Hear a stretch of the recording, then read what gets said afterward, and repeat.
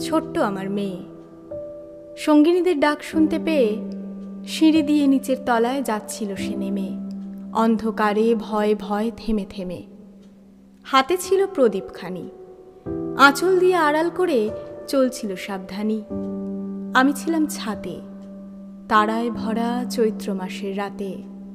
হঠাৎ মেয়ের কান্না শুনে উঠে দেখতে গেলাম ছুটে।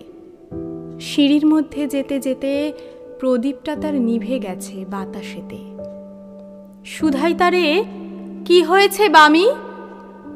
সে কেঁদে কয় নিচে থেকে, হারিয়ে গেছি আমি। তারায় ভরা চৈত্র মাসের রাতে ফিরে গিয়ে ছাতে মনে হলো আকাশ পানে চেয়ে আমার বামির মতোই যেন অমনিকে এক মেয়ে। নীলাম্বরের আঁচলখানি ঘিরে দীপশিখাটি বাঁচিয়ে একা চলছে ধীরে ধীরে।